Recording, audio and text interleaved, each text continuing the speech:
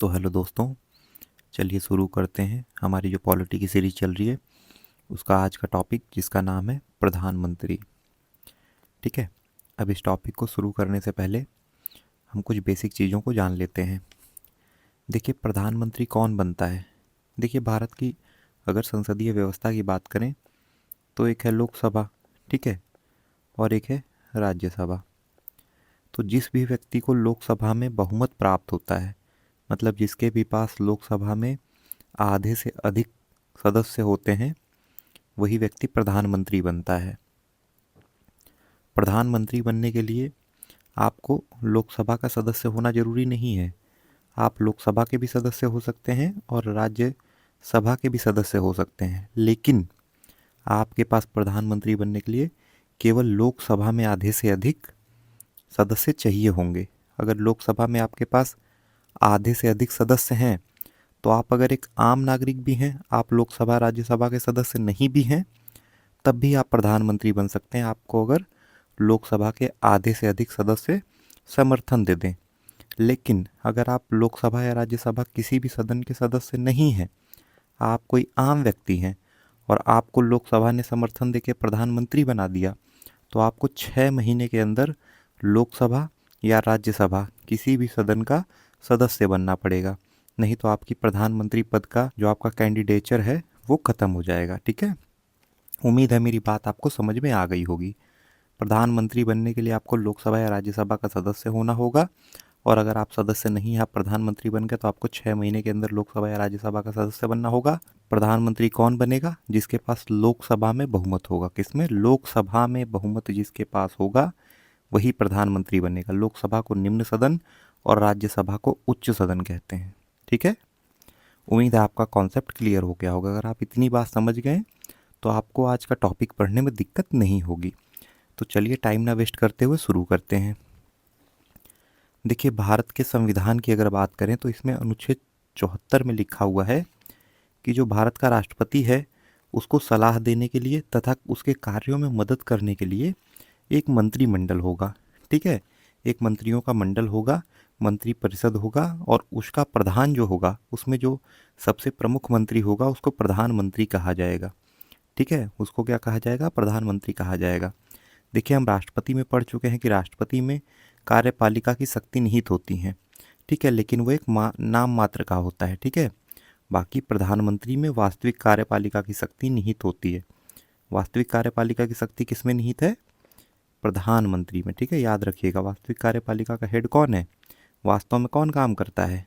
प्रधानमंत्री। जैसे आप मोदी को देखिए, मोदी जी को मेनली वही सरकार संभालते हैं, लेकिन द्रौपदी मुर्मू की अगर बात करें तो केवल नाम मात्र की कार्यपालिका के अध्यक्ष हैं। ठीक है। कार्यपालिका की शक्ति उनमें निहित है संविधान के अनुसार, लेकिन नरेंद्र मोदी जी ही सारा काम काज संभालते हैं, तो वास्तविक शक्ति इन्हीं के पास है। ठीक है। अच्छा, अगर प्रधानमंत्री की बात करें, प्रधानमंत्री कौन बनेगा? जिसके पास लोकसभा यानी निम्न सदन में बहुमत होगा। अभी मैंने आपको बताया प्रधानमंत्री कौन बनेगा? जिसके पास लोकसभा में आधे से अधिक, लोकसभा मतलब निम्न सदन, इसमें आधे से अधिक सदस्य हों। मतलब अगर 100 लोग हैं तो 51 सदस्य अगर जिधर समर्थन कर देंगे उसकी सरकार बन जाएगी, दूसरी तरफ बचेंगे 49। तो आधे से अधिक सदस्य होने चाहिए। ठीक है। उम्मीद है आपको समझ में आ रहा होगा। चलिए आगे बढ़ते हैं। फिर देखिए, बात करते हैं अनुच्छेद 75 की। इसमें 2 इम्पॉर्टेंट अनुच्छेद हैं, उनको आप याद रखिए। देखिए, अनुच्छेद 75 में क्या है, जैसे हमने पढ़ा 54 में राष्ट्रपति के बारे में, पंचर, ठीक है, राष्ट्रपति का निर्वाचन है, 66 उपराष्ट्रपति का पढ़ा, वैसे 75 में जो है वो प्रधानमंत्री के निर्वाचन और उसके पद से हटाने के बारे में है उसको। ठीक है। प्रधानमंत्री और समस्त मंत्री परिषद के बारे में। कौन? 75। तो अनुच्छेद 75 की बात कर लेते हैं। देखिए, अनुच्छेद 75 में क्या है, प्रधानमंत्री व मंत्री परिषद की नियुक्ति व उसको पद से हटाने के संदर्भ में दिया हुआ है। क्या? अनुच्छेद 75। ठीक है। अनुच्छेद 75। ठीक है। अच्छा, प्रधानमंत्री क्या करेंगे? प्रधानमंत्री की नियुक्ति होगी। नियुक्ति कौन करेगा? राष्ट्रपति करेगा। देखिए, जिस भी पद के लिए निर्वाचन नहीं होता है, मतलब जिसको जनता नहीं चुनती है, उसको कौन करेगा? राष्ट्रपति उसकी नियुक्ति करेगा। ठीक है। तो आप कहेंगे कि मैंने आपको पहले भी समझा चुका हूँ, दोबारा बता दे रहा हूँ कि प्रधानमंत्री का तो चुनाव होता है, मोदी जी का तो चुनाव हुआ था, लेकिन नहीं, मोदी जी प्रधानमंत्री पद के तौर पर नहीं चुने गए, वो चुने गए लोकसभा सदस्य के तौर पर बनारस से। प्रधानमंत्री मोदी ने पूरे देश में चुनाव नहीं लड़ा, उन्होंने चुनाव लड़ा बनारस की सीट से। बनारस से प्रधानमंत्री नरेंद्र मोदी लोकसभा सदस्य हैं। प्रधानमंत्री पद के लिए कभी भी चुनाव नहीं होता है, चुनाव होता है लोकसभा सदस्य के लिए, और जिसके पास लोकसभा में आधे से अधिक बहुमत होता है वही प्रधानमंत्री बनता है। मैं पहले भी बता चुका हूँ, फिर बता दे रहा हूँ, प्रधानमंत्री पद नाम के लिए कोई भी चुनाव नहीं होता है, और जिस भी पद के लिए चुनाव नहीं होगा, जनता वोट नहीं करेगी, उसकी क्या होगी, नियुक्ति होगी। जैसे अगर बात की जाए यूपीएससी अध्यक्ष की, लोक सेवा आयोग जो है, ठीक है, संघ लोक सेवा आयोग, उसके अध्यक्ष की तो नियुक्ति कौन करेगा, उसकी नियुक्ति करेंगे राष्ट्रपति, तो उसकी नियुक्ति होगी। निर्वाचन किसका होगा, निर्वाचन जो कि संविधान के भाग 15 में है, निर्वाचन उसका होगा जहां जनता वोट कर रही है, ठीक है। तो प्रधानमंत्री के लिए तो वोट करती नहीं है, वोट तो लोकसभा सदस्य के लिए करती है, तो प्रधानमंत्री का क्या होगा, नियुक्ति होगी प्रधानमंत्री की। कौन करेगा, राष्ट्रपति करेगा। हम राष्ट्रपति वाले में ये पढ़ चुके हैं, ठीक है। चलिए आगे बढ़ते हैं।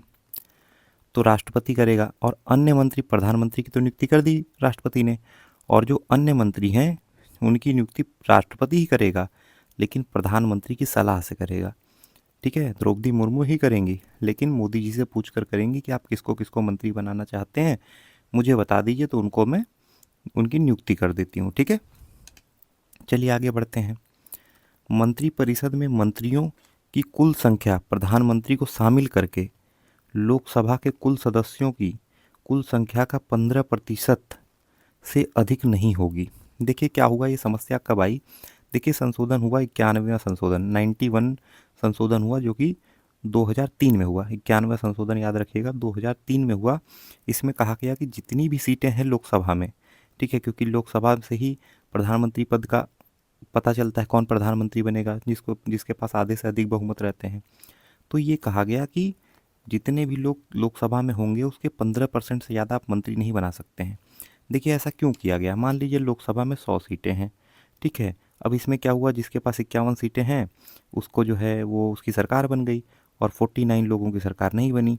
अब इन 51 लोगों की जो सरकार बनी है, इनमें जो प्रधानमंत्री बना है वो तो सोचेगा मेरे 51 के 51 सांसद, मेरे सदस्य, लोकसभा सदस्य खुश रहें, ताकि मेरे को समर्थन बना रहे, ताकि मैं प्रधानमंत्री बना रहूं। तो कहीं ऐसा ना हो कि 51 के 51 लोगों को मंत्री दे दिया, कोई भी मंत्री, जल मंत्री, खल मंत्री, फल मंत्री, ठीक है, कोई कोई मंत्री नाम दे के लाल बत्ती लगा के और चाँव चाँव करके घूम रहे हैं, सुविधाएं ले रहे हैं, घर ले रहे हैं।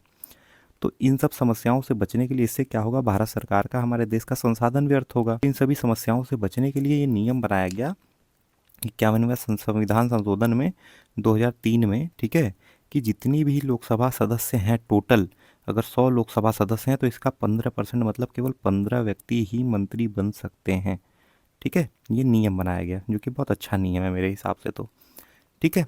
तो ये नियम कब बना 15% का, तो 51वां संविधान संशोधन 2003 में ये नियम बना, ठीक है।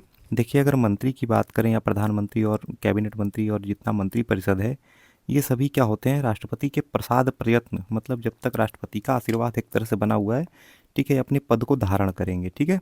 प्रधानमंत्री व मंत्री परिषद जो होगा, ठीक है, ये याद रखिएगा, प्रधानमंत्री व मंत्री परिषद जो होगा वो लोकसभा के प्रति सामूहिक रूप से उत्तरदायित्व है, उसकी सामूहिक रूप से उत्तरदायी है। ये कैसे है, देखिए अगर कोई गलती हो रही है प्रधानमंत्री मोदी से, तो केवल मोदी ही जिम्मेदार नहीं है, पूरा मंत्रिमंडल जिम्मेदार है।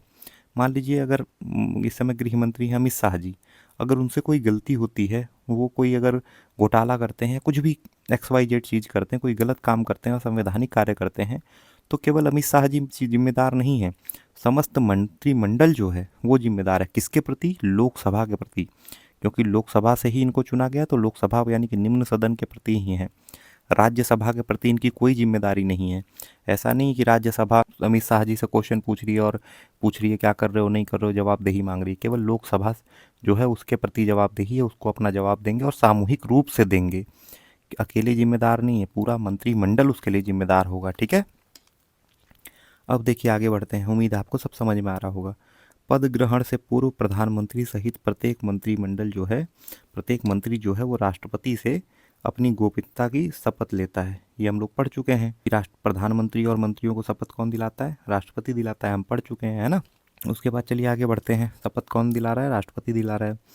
मंत्रिपरिषद का सदस्य बनने के लिए, ठीक है, वैधानिक दृष्टि से यह आवश्यक है कि व्यक्ति किसी न किसी सदन का सदस्य हो। मैंने आपको यहीं पर बता दिया, ऊपर यहाँ बताया ना, प्रधानमंत्री या मंत्री बनने के लिए किसी एक सदन का सदस्य होना चाहिए, है ना, किसी एक सदन का सदस्य होना चाहिए। सरकार उसी की बनेगी जो लोकसभा में बहुमत जिसका रहेगा, लेकिन मंत्री कोई भी बन सकता है। सरकार केवल लोकसभा वाले की, लेकिन मंत्री किसी भी सदन का बन सकता है, ठीक है, किसी भी सदन का मंत्री मतलब सदस्य होना चाहिए। यदि व्यक्ति यदि व्यक्ति मंत्री बनते समय संसद के किसी भी सदन का सदस्य नहीं है तो 6 महीने के अंदर उसको संसद का सदस्य बनना होगा। मैंने आपको बताया ना यहाँ पर 6 महीने के अंदर संसद का सदस्य बनना होगा। अगर ऐसा नहीं किया तो उसको अपना पद छोड़ना होगा, पद से हटा हुआ माना जाएगा। मैंने आपको जयशंकर जी का उदाहरण दिया था, लोकसभा चुनाव नहीं लड़े थे वो, लेकिन उनको भारत का विदेश मंत्री बना दिया गया।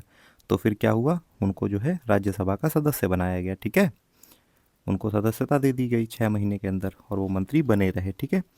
अब देखिए प्रधानमंत्री की बात कर लेते हैं। प्रधानमंत्री उच्च सदन का सदस्य है। प्रधानमंत्री देखिए, मैंने कहा ना किसी भी सदन का सदस्य हो प्रधानमंत्री बन सकता है, लेकिन लोकसभा में बहुमत होना चाहिए। तो यदि प्रधानमंत्री राज्यसभा यानी उच्च सदन का सदस्य है तो लोकसभा में अगर विश्वास प्रस्ताव पर वोटिंग हो रही है तो वो वोट नहीं दे सकता है। देखिए, भले राज्यसभा का सदस्य है प्रधानमंत्री, प्रधानमंत्री बन गया है क्योंकि किसी भी सदन का सदस्य होना चाहिए, लेकिन वोटिंग करने का अधिकार लोकसभा में नहीं होगा। लोकसभा में वोटिंग कौन करेगा, केवल लोकसभा सदस्य करेंगे।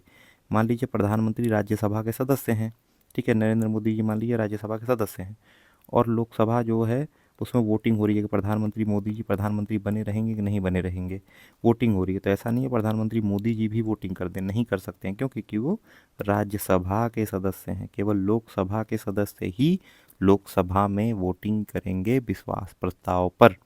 उम्मीद है आपको यहाँ तक सारी चीज़ें समझ में आ रही होंगी। चलिए टाइम ना वेस्ट करते हुए आगे बढ़ते हैं, और आपको अगर वीडियो अच्छे लगे तो प्लीज़ नीचे कमेंट जरूर कर दिया करिए, ठीक है। अब देखिए और टेक्निकलिटीज़ जो हैं उनको देख लेते हैं, ठीक है।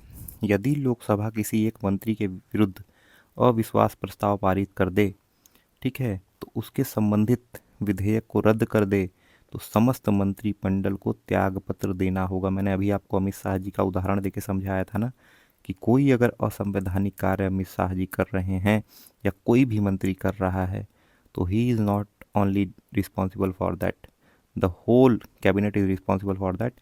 सारा मंत्रिमंडल ही उसके प्रति जिम्मेदार होगा और सबको त्यागपत्र देना होगा, ठीक है, सबको त्यागपत्र देना होगा। अगर कोई एक मंत्री भी अगर अविश्वास प्रस्ताव किसी के खिलाफ अगर पारित हो गया तो सबको जो है अपना इस्तीफा देना होगा, अपना त्यागपत्र देना होगा। अब देखिए, क्या ऐसा हो सकता है कि अविश्वास प्रस्ताव, ठीक है, कि सरकार के प्रति विश्वास नहीं रहा, अविश्वास प्रस्ताव कौन लाता है, विपक्ष लाता है। जो सत्ता में नहीं है वो अविश्वास प्रस्ताव लाएंगे और जो सत्ता में हैं वो विश्वास प्रस्ताव लाएंगे कि हमारे ऊपर सबको विश्वास है। तो क्या कोई भी मुंह उठा के ऐसे अविश्वास प्रस्ताव ले आएगा सरकार के खिलाफ कि मोदी को हटाओ, मोदी को हटाओ? नहीं, ऐसा होगा तो देश की बदनामी होगी। तो इसके लिए नियम बनाया गया है कि इसके लिए 50, जैसे 50 सदस्य चाहिए होते हैं ना राष्ट्रपति के अनुमोदन के लिए, कि राष्ट्रपति बनना है तो अनुमोदन के लिए 50 सदस्य चाहिए, वैसे ही न्यूनतम कम से कम 50 सदस्य जो है सहमति दें अगर, ठीक है, 50 सदस्य सहमति दें अगर, तब जाकर अविश्वास प्रस्ताव आएगा। और अविश्वास प्रस्ताव जो है केवल लोकसभा में ही लाया जा सकता है, क्योंकि प्रधानमंत्री कौन बनेगा, जिसके पास लोकसभा में बहुमत होगा। तो जब लोकसभा में बहुमत की आवश्यकता है प्रधानमंत्री बनने के लिए तो केवल लोकसभा के द्वारा ही लाया गया अविश्वास प्रस्ताव काउंट किया जाएगा। अविश्वास प्रस्ताव किस में लाया जा सकता है प्रधानमंत्री के खिलाफ, केवल और केवल लोकसभा में, क्योंकि राज्यसभा का कोई भी दायित्व नहीं है, राज्यसभा की कोई भी भूमिका प्रधानमंत्री को बनाने में नहीं है, ठीक है। संविधान में अविश्वास प्रस्ताव का कोई जिक्र नहीं है, इसलिए नहीं है क्योंकि संविधान निर्माताओं ने जिस समय संविधान बनाया उस समय ये सब चीज़ें नहीं पता थीं कि अविश्वास प्रस्ताव आएगा, इस तरह से सरकार गिराई जाएगी, तो कोई भी अविश्वास प्रस्ताव नाम की चीज़ का जिक्र नहीं है। तो चलिए आगे बढ़ते हैं और चीज़ों को देखते हैं। अब देखिए, प्रधानमंत्री जो सरकार चला रहे हैं उसको कौन सी सरकार कहेंगे, उसको the union of India government कहेंगे, ठीक है। The union of India, India क्या है, यूनियन है, ठीक है। तो पूरे इंडिया की जो यूनियन है उसकी गवर्नमेंट चल रही है, उसकी सरकार चल रही है प्रधानमंत्री द्वारा चलाने वाली सरकार को, ठीक है, केंद्र सरकार जिसको कहते हैं, ठीक है। अगर कैबिनेट शब्द का हम जिक्र करें, जैसे कैबिनेट मतलब क्या होता है, देखिए मंत्रिमंडल 3 प्रकार के होते हैं, ठीक है। एक होते हैं कैबिनेट मंत्री सबसे बड़े, जिसमें कि प्रधानमंत्री भी आते हैं। एक होते हैं राज्य मंत्री जो उससे छोटे होते हैं। एक होते हैं उप मंत्री जो उससे छोटे होते हैं, ठीक है। 3 प्रकार के मंत्री होते हैं। तो सबसे इंपॉर्टेंट मंत्रालय कौन सा होता है, कैबिनेट मंत्री। हर विभाग के जो प्रमुख होते हैं उनको कैबिनेट मंत्री कहा जाता है, ठीक है। कैबिनेट शब्द का अगर जिक्र करें तो ये अनुच्छेद 52 में है। इसमें अनुच्छेद 52 में आपातकाल के समय है, ये हम जब आपातकाल पढ़ेंगे तब आपको डिस्कस करके पढ़ाएंगे। अभी आप ये समझ लीजिए कैबिनेट शब्द का जो जिक्र है वो अनुच्छेद 352 में है, ठीक है। अगर हम बात करें कैबिनेट में केवल कैबिनेट मंत्री ही शामिल होते हैं, जाहिर सी बात है कैबिनेट में कैबिनेट स्तर के ही मंत्री शामिल होंगे। मैंने आपको बताया सबसे ऊपर है, ये अपने विभाग के सर्वोच्च जो है मंत्री होते हैं। प्रधानमंत्री एवं कैबिनेट मंत्री को मिलाकर मंत्रिमंडल का निर्माण होता है। मैंने बताया ही आपको, प्रधानमंत्री होंगे और मंत्रिमंडल सबसे अपने विभाग के सबसे ऊपर जो मंत्री होंगे कैबिनेट मंत्री कहलाएंगे, वो शामिल होंगे, ठीक है। देखिए जो प्रधानमंत्री होगा ना वो मंत्रिमंडल का प्रमुख होगा, ठीक है। मंत्रिमंडल का प्रमुख होगा, मंत्रिमंडल है उसका मुख्य आदमी कौन होगा, प्रधानमंत्री होगा। प्रधानमंत्री लोकसभा का नेता होता है। देखिए जरूरी नहीं कि प्रधानमंत्री केवल लोकसभा का सदस्य ही बने, प्रधानमंत्री राज्यसभा का भी सदस्य बन सकता है, लेकिन लोकसभा में जिसके पास बहुमत रहेगा वही प्रधानमंत्री बनेगा। वही यहाँ कहा जा रहा है कि प्रधानमंत्री लोकसभा का नेता होगा, ठीक है। लोकसभा का नेता मतलब लोकसभा के प्रति जवाबदेही होगी, वो भी सामूहिक तौर पर, और लोकसभा में जिसका बहुमत रहेगा वही प्रधानमंत्री बनेगा, ठीक है। सदस्य किसी भी सदन का हो सकता है लेकिन लोकसभा में बहुमत चाहिए, ठीक है। उम्मीद है आप समझ पा रहे होंगे जो मैं आपको समझाना चाह रहा हूँ, ठीक है। चलिए आगे बढ़ते हैं। राष्ट्रपति को संसद का सत्र आहूत करने व सत्रावसान करने के लिए परामर्श देता है। कौन करता है, हम लोग पढ़ चुके हैं। पहला सत्र जब होगा तो उसमें अधिभाषण करेगा, ठीक है, संयुक्त अधिवेशन बुलाएगा, सत्र का आहूत करेगा, सत्रावसान करेगा, कौन करेगा, राष्ट्रपति करेगा, लेकिन इसके लिए परामर्श देगा प्रधानमंत्री, ठीक है। लोकसभा का विघटन करने की सिफारिश राष्ट्रपति को कौन करता है, प्रधानमंत्री करता है। प्रधानमंत्री बस क्या करता है, सदन के पटल पर मतलब सदन में खड़ा होकर बताएगा कि ये नीतियां हैं, वो नीतियां हैं, ये किया हमने, वो किया हमने। आपने देखा होगा लोकसभा में प्रधानमंत्री या अन्य मंत्री बताते रहते हैं हमेशा, ठीक है। वीडियो लंबा ना हो इसके लिए चलिए आगे बढ़ते हैं। उम्मीद है आपको समझ में आ रही होंगी चीज़ें। अब देखिए एक आर्टिकल तो हमने आपको बता दिया 75, काफ़ी इंपॉर्टेंट है। आपको क्या दिया हुआ है, प्रधानमंत्री की नियुक्ति और प्रधानमंत्री के जितने भी आप कैसे हटा सकते हैं, सारी चीज़ें दी हुई हैं, ठीक है। और एक आर्टिकल अब प्रधानमंत्री के कार्यों से संबंधित है, आर्टिकल 78। 75 में हमने क्या पढ़ा, नियुक्ति कैसे होगी और कैसे क्या हो रहा है, ठीक है। लेकिन आर्टिकल 78 में क्या है, 78 में क्या है, ठीक है, प्रधानमंत्री के दायित्व दिए हुए, याद रखना आर्टिकल 78 में प्रधानमंत्री के दायित्व हैं, ठीक है। एक तो प्रधानमंत्री का सबसे बड़ा काम क्या है, राष्ट्रपति और मंत्रिमंडल के बीच में संवाद कड़ी के तौर पे काम करता है। मंत्रिमंडल में कोई फैसला हुआ कैबिनेट मीटिंग में, ठीक है, प्रधानमंत्री क्या करेगा, राष्ट्रपति को वो चीज़ बताएगा कि सर ऐसे ऐसे हुआ है, इनको हटा दीजिए, ये कर दीजिए, वो कर दीजिए, ठीक है। चलिए आगे बढ़ते हैं। अब देखिए बहुत ही इंपॉर्टेंट चीज़ देखते हैं। प्रधानमंत्री किसी मंत्री को त्यागपत्र देने के लिए राष्ट्रपति से कह सकता है कि राष्ट्रपति से, या तो खुद उसको त्यागपत्र देने के लिए कह सकता है, राष्ट्रपति से कहेगा कि इसको बर्खास्त कर दीजिए, किसको, इस मंत्री को, सलाह देगा राष्ट्रपति को, ठीक है। और वह मंत्रिमंडल की जो बैठक होगी उसकी अध्यक्षता करेगा। हमने अभी पढ़ा कि जो मीटिंग होती है कैबिनेट की या फिर मंत्रिमंडल की, उसकी अध्यक्षता कौन करता है, प्रधानमंत्री करता है, क्योंकि वास्तविक शक्ति उसी में निहित है, ठीक है। अगर प्रधानमंत्री ने अपने पद से त्यागपत्र दे दिया, याद रखना मैंने अभी बताया ना अमित शाह जी का एग्जाम्पल देके कि उनसे कोई गलती होगी तो सामूहिक पूरा मंत्रिमंडल ही जिम्मेदार होगा। तो अगर प्रधानमंत्री ने अपने पद से त्यागपत्र दे दिया क्योंकि वो प्रमुख है मंत्रिमंडल का, तो याद रखिएगा पूरा मंत्रिमंडल ही बर्खास्त हो जाएगा। अगर प्रधानमंत्री ने अपने पद से इस्तीफा दे दिया तो पूरा मंत्रिमंडल ही बर्खास्त हो जाएगा। प्रधानमंत्री की कमी में मंत्रिमंडल, क्योंकि प्रधानमंत्री प्रमुख होते हैं मंत्रिमंडल का, अतः इसलिए प्रधानमंत्री के त्यागपत्र देते ही या उनकी मृत्यु होते ही कोई भी मंत्री कोई कार्य करने में सक्षम नहीं होगा। प्रधानमंत्री की मृत्यु या उनके त्यागपत्र से समस्त मंत्रिमंडल विघटित हो जाएगा, एक शून्यता उत्पन्न हो जाएगी, ठीक है, शून्य हो जाएगा मंत्रिमंडल, कोई कार्य नहीं कर पाएगा, ठीक है। उम्मीद है आपको सारी चीज़ें समझ में आ गई होंगी। देखिए अगर प्रधानमंत्री की बात करें तो प्रधानमंत्री जो होता है नीति आयोग, ठीक है। नीति आयोग जो होता है, जो पहले योजना आयोग था, अब नीति आयोग बन गया। नीति आयोग का अध्यक्ष होगा राष्ट्रीय विकास परिषद, उसका अध्यक्ष होगा राष्ट्रीय एकता परिषद, उसका अध्यक्ष होगा अंतर्राज्यीय परिषद, जो राज्य आपस में मिलकर काम करते हैं, उसका अध्यक्ष होगा राष्ट्रीय जल संसाधन परिषद, आपस में जल का वितरण जो होता है, राज्यों के बीच में विवाद होता रहता है, उसका अध्यक्ष होगा council of scientific and industrial research, उसका हेड होगा राष्ट्रीय सुरक्षा परिषद, उसका हेड होगा यानी अध्यक्ष होगा। इतनी जगहों का जो प्रधानमंत्री होता है वो अध्यक्ष होता है। ठीक है, उम्मीद है आपको सारी चीज़ें समझ में आ गई होंगी, बस थोड़ा सा और बचा हुआ है। ठीक है, अब हम लोग जितने भी प्रधानमंत्री अभी तक हुए हैं वो किस लिए ज़्यादा विशेष तौर पर जाने जाते हैं और किस क्रम में हुए उनको देख लेते हैं। ठीक है, चलिए देखिए, ये हैं भारत के आज तक के सभी प्रधानमंत्री। देखिए, जवाहरलाल नेहरू आप जान ही रहे हैं, भारत के पहले प्रधानमंत्री थे। अभी तक सबसे ज़्यादा लंबा समय तक प्रधानमंत्री रहने का कार्यकाल इन्हीं का है। ठीक है, प्रधानमंत्री जवाहरलाल नेहरू का। ठीक है, उसके बाद क्या होता है, जवाहरलाल नेहरू के बाद क्या होता है, जब ये 64 में इनकी मृत्यु हो जाती है तो लाल बहादुर शास्त्री बनते हैं। ठीक है, लाल बहादुर शास्त्री क्या बनते हैं, प्रधानमंत्री बनते हैं। ठीक है, बहुत सज्जन व्यक्ति थे। ठीक है, फिर क्या होता है, जब 64 में प्रधानमंत्री बनते हैं तो उसके बाद क्या होता है कि काम के सिलसिले में ताशकंद जाते हैं 1966 में, और क्या होता है, ताशकंद में ही इनकी मृत्यु हो जाती है। और ये बात आज तक पता नहीं चल पाई कि इनकी मृत्यु कैसे हुई। ठीक है, तो लाल बहादुर शास्त्री सेकंड प्रधानमंत्री बने 2 साल के लिए, 64 से लेकर 66 तक। ठीक है, और इनकी मृत्यु हो गई। उसके बाद क्या हुआ कि जवाहरलाल नेहरू की जो बेटी थी इंदिरा गांधी, ठीक है, उन्होंने प्रधानमंत्री पद का कार्यकाल संभाला। कब से, 66 से, 66 से कार्यकाल संभाला।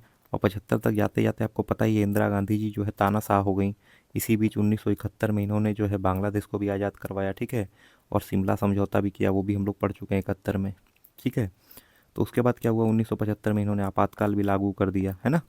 और 77 तक जो है इनका 2 साल आपातकाल चला। और आपातकाल के बाद जब 77 में वोटिंग हुई दोबारा, तो इंदिरा गांधी वोटिंग में हार गई। ठीक है, और क्या हुआ फिर, जब इंदिरा गांधी वोटिंग में हार गई तो मोरारजी देसाई पहले गैर कांग्रेसी जो हैं वो प्रधानमंत्री बन गए। ठीक है, 77 में। ठीक है, लेकिन 2 साल ये भी चला पाए केवल। ठीक है, तो 2 साल ही चला पाए 1979 तक। उसके बाद क्या हुआ, चौधरी चरण सिंह जी प्रधानमंत्री बन गए।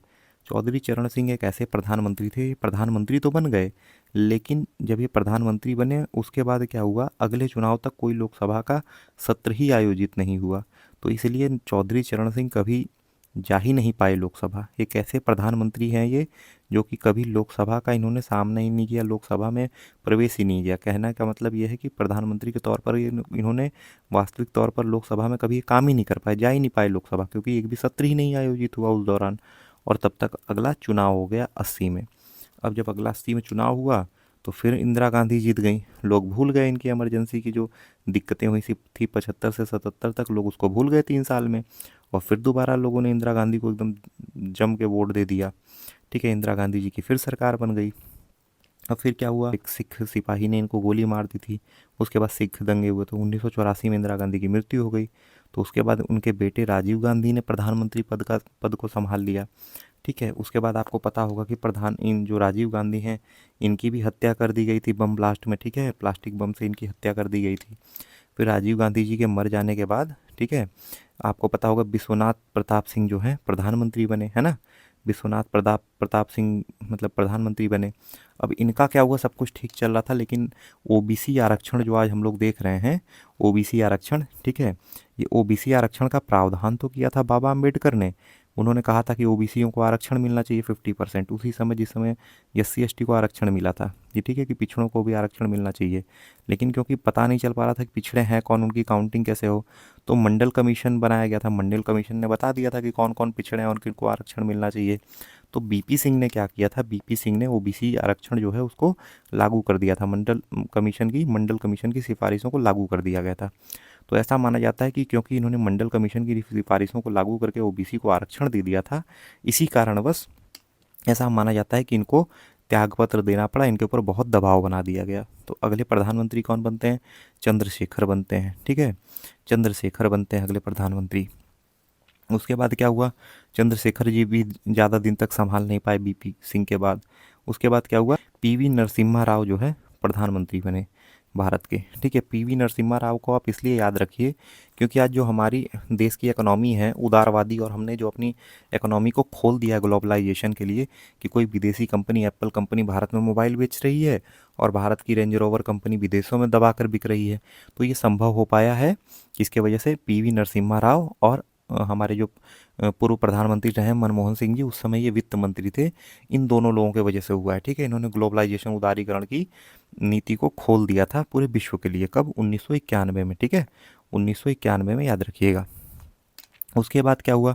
उसके बाद अटल बिहारी वाजपेयी जी जो है, क्या हुआ कि प्रधानमंत्री बनते हैं, ठीक है। कितने दिन के लिए? केवल 13 दिन के लिए। अभी तक का सबसे छोटा कार्यकाल जो प्रधानमंत्री पद के तौर पे है वो अटल बिहारी वाजपेयी जी का है। 13 दिन के लिए एक तरह से प्रधानमंत्री बनते हैं ये, ठीक है। फिर 13 दिन बाद क्या होता है? फिर एच डी देवगौड़ा बन जाते हैं, ठीक है। एच डी देवगौड़ा कहाँ के? कर्नाटक के हैं। ये उस समय विधायक थे कर्नाटक से, कि अचानक से इनको बना दिया जाता है प्रधानमंत्री अटल बिहारी वाजपेयी के बाद। फिर ठीक है, फिर आईजी गुलजार बन जाते हैं, ठीक है।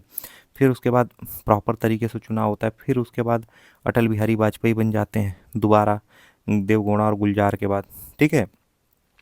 उसके बाद क्या होता है? फिर चुनाव होता है और फिर अटल बिहारी वाजपेयी मतलब मजबूती के साथ चुनाव लड़ते हैं और जीत जाते हैं, ठीक है, 1999 में। तो 1999 से 4 तक अटल बिहारी वाजपेयी की प्रॉपर गवर्नमेंट चलती है।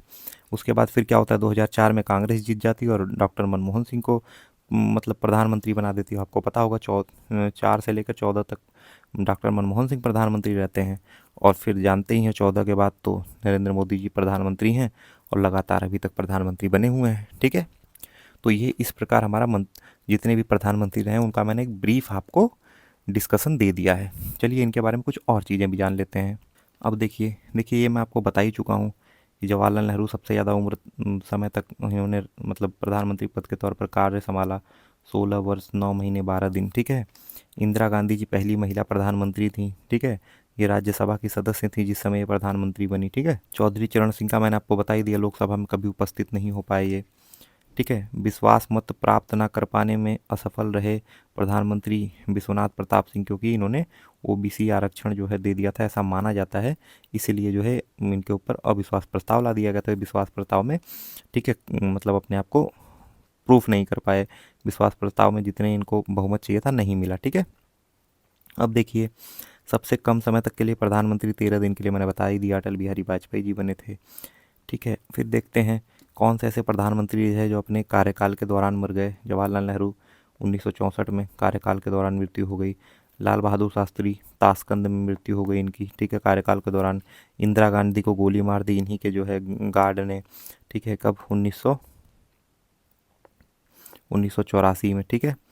तो ये सारी चीज़ें पदावधि के दौरान मर गए। लाल बहादुर शास्त्री का हमने पढ़ ही लिया, 1966 में ये ताशकंद गए होते, भारत के बाहर इनकी मृत्यु हो गई, आज तक पता नहीं चला कैसे हुई। मोरारजी देसाई सबसे अधिक उम्र के प्रधानमंत्री, पहले गैर कांग्रेसी प्रधानमंत्री रहे इंदिरा गांधी के बाद, ठीक है, इमरजेंसी के बाद जीते। और राजीव गांधी सबसे कम उम्र के प्रधानमंत्री रहे हैं, इंदिरा गांधी जी के बेटे थे। और इस प्रकार हमारा पूरा प्रधानमंत्री का थ्योरी पोर्शन कंप्लीट हो गया है, ठीक है। अभी हम इसके प्रीवियस ईयर क्वेश्चंस लगाएंगे और देखेंगे कि हम कितने क्वेश्चन सही कर पा रहे हैं, ठीक है। इसमें करीब 100 क्वेश्चन पूछे हुए हैं प्रीवियस ईयर में प्रधानमंत्री से, जिसमें से हमने दोबारा दोबारा पूछे हुए क्वेश्चंस को, रिपीटेड क्वेश्चन को हटा दिया और इंपॉर्टेंट इंपॉर्टेंट 25-30 क्वेश्चन हम लोग सॉल्व करेंगे। आप लोग क्वेश्चन जरूर सॉल्व किया करिए, इससे क्या होता है आपकी इफिशियंसी बढ़ती है।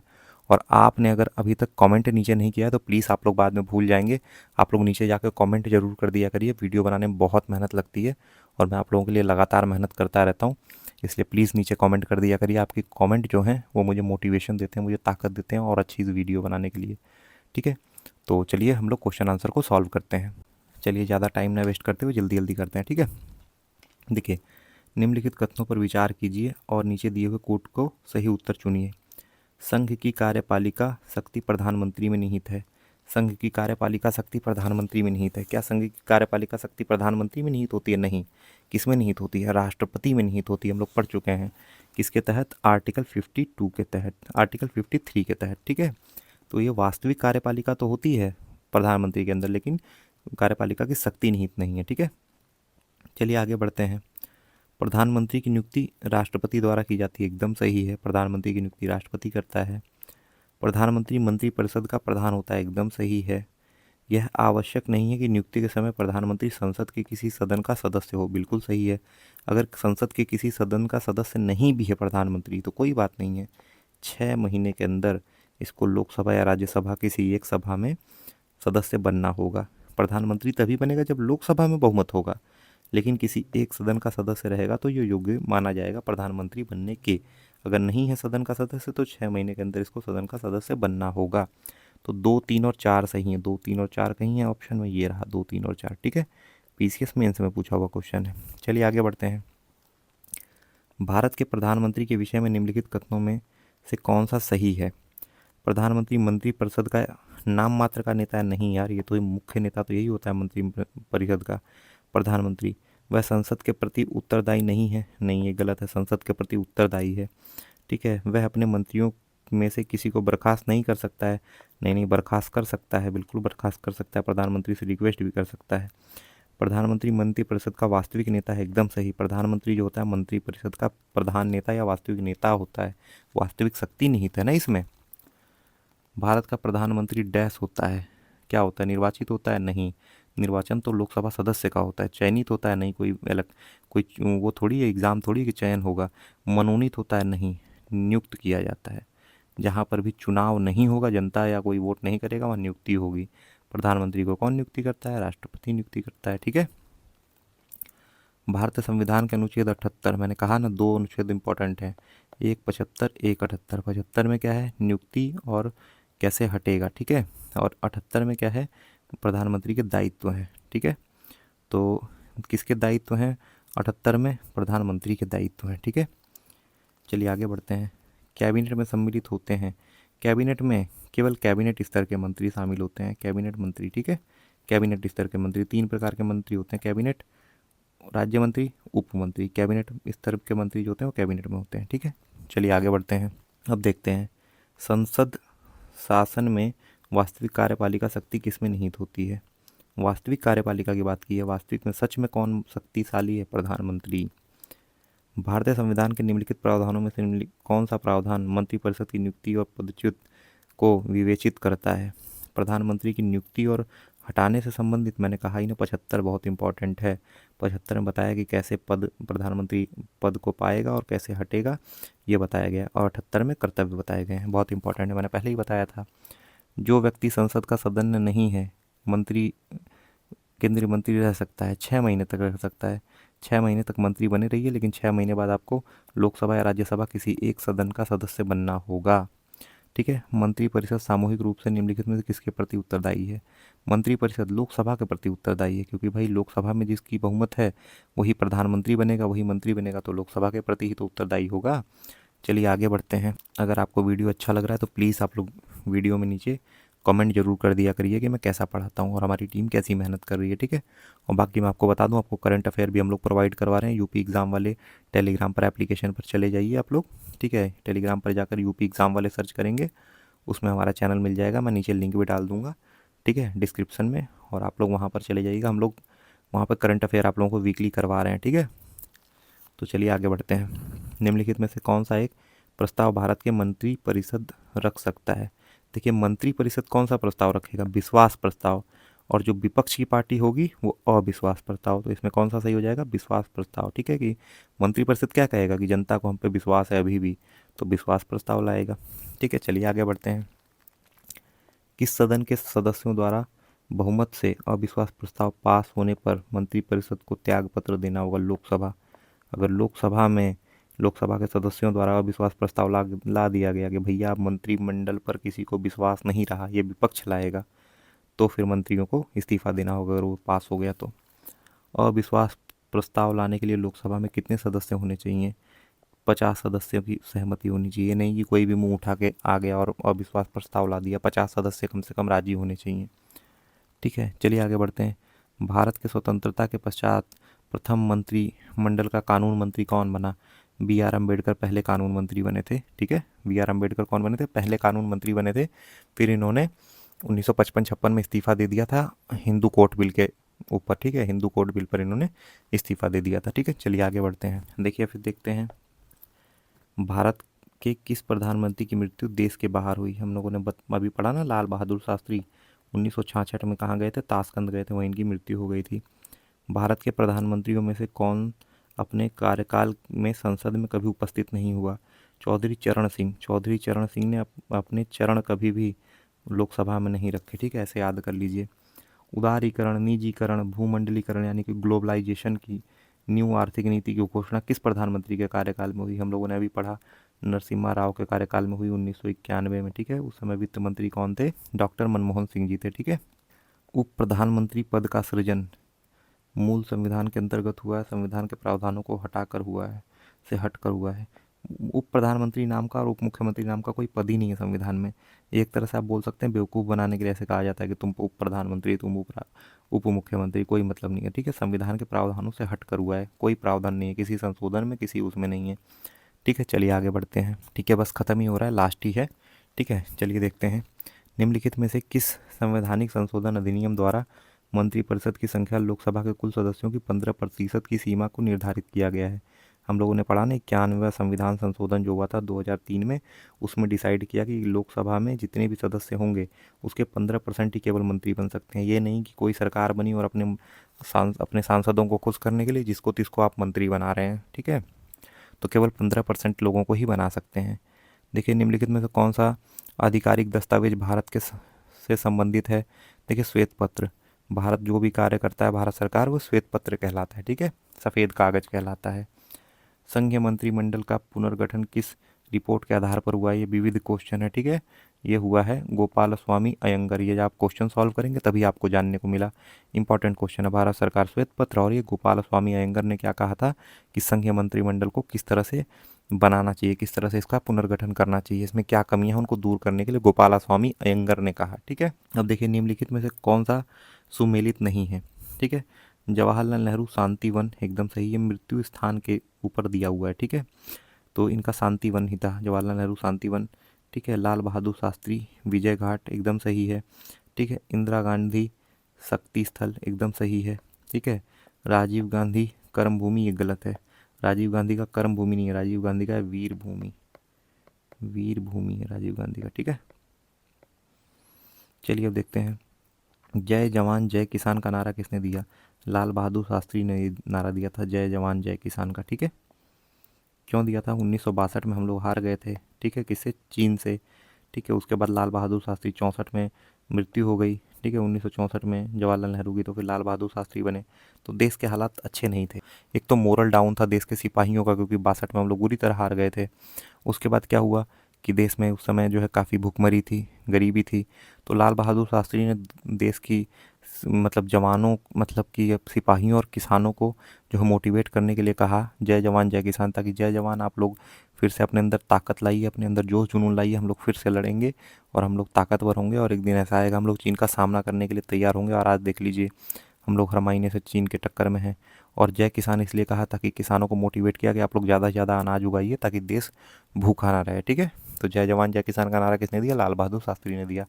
और इस प्रकार हमारा प्रधानमंत्री का पूरा थ्योरी पोर्शन और सारे questions, previous year important questions हम लोगों ने कंप्लीट कर लिए हैं। और उम्मीद है आपको वीडियो अच्छा लगा होगा, और वीडियो अच्छा लगा है तो प्लीज़ नीचे कमेंट सेक्शन में जाके आप लोग कमेंट कर दीजिएगा कि वीडियो कैसा लगा। और आपको इसकी पीडीएफ अगर चाहिए, ठीक है, तो पीडीएफ का लिंक मैं जो है नीचे डिस्क्रिप्शन में दे रहा हूँ। आप लोग यूपी एग्ज़ाम वाले एप्लीकेशन पर जाकर उसको बाई कर सकते हैं, और टेलीग्राम का लिंक मैं दे रहा हूँ, वहाँ पे आप लोग करंट अफेयर की हमारी सीरीज चल रही है उसको देख सकते हैं, ठीक है। और इसके क्विज सॉल्व कर सकते हैं प्रधानमंत्री पद के, ठीक है। और इस प्रकार हमारा पूरा वीडियो कंप्लीट होता है। आपको वीडियो अच्छा लगा है तो नीचे कमेंट जरूर कर दीजिएगा, वीडियो को लाइक कर दीजिएगा और वीडियो को शेयर कर दीजिएगा। और thank you so much for watching the video, and God bless you all.